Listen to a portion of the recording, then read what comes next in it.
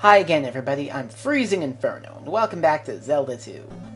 So I went through Palace 1 here 3 more times. Here's the results. Yeah, the first half or so of this game is gonna be a breeze now because of this.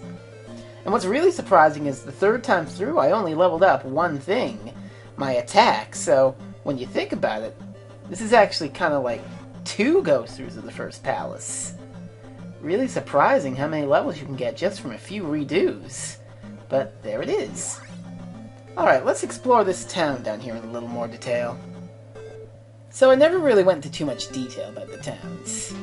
The names of the towns would later be used in Ocarina of Time as the names of the sages.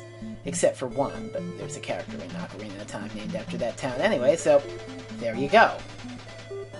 I find that incredibly funny that the game the fans call the best Zelda is taking inspiration from the game the fans call the worst Zelda.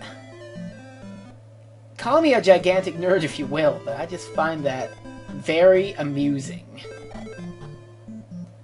So these towns. What you do, you go around, you talk to the townspeople, they give you vague hints on where to find secret items and whatnot. It's kind of like Castlevania 2, though not nearly as cryptic. In addition, every town has a magic spell to obtain.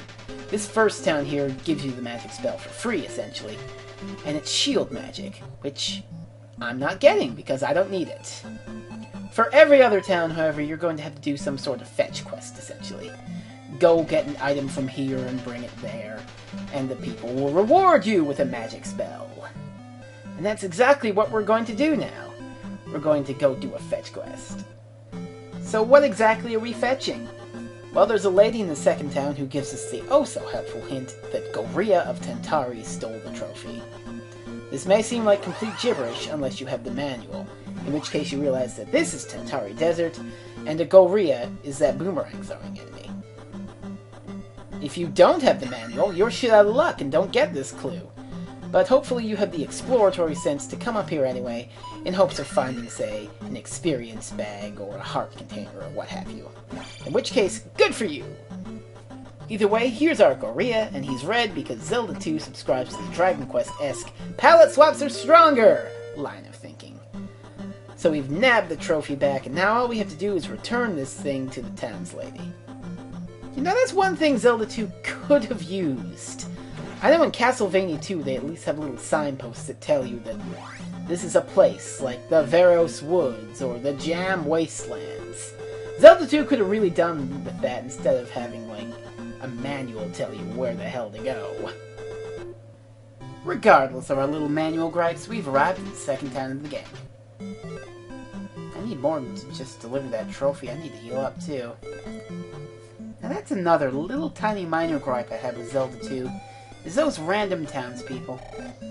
Because they just seem to get in my way all the time when I'm trying to talk to somebody else. And they don't really add anything, they're just fluff. Now this here is a rather infamous fellow of Zelda 2. Because a lot of people say that error is completely pointless. Those people are incorrect. You'll see why sometime soon. Wow, it's almost like this was the first thing I did in the whole game. Alright, time to get our reward for getting that trophy and killing that really difficult boomerang enemy. Every magic house is essentially like this. And a crazy old codger that lives in the basement that has powerful magic. Very self-explanatory. We've learned the jump magic. The only reason it costs so much MP is because I haven't been leveling my magic, but we'll get a few levels in magic soon enough, don't worry. Now the jump magic is going to be essential for getting past the next section of the game. I'm not sure what this is supposed to be a hint about. I guess it's like, don't sequence break or you'll get stuck? Maybe? I don't know. Either way, we've got a candle, so we're totally going south. Now, you don't technically need the candle in Parappa Palace in order to beat these caves. If you so chose, you could go through every cave in the game and have it all be pitch black and full of monsters you can't see. Granted, it'd be crazy and it'd be almost suicidal, but you could do it if you felt masochistic enough. Then again, I'm playing the game without shield magic, so I might not be in any position to call any particular challenge masochistic. Different strokes for different folks, I guess. Now, this cave used to give me a lot of trouble as a kid.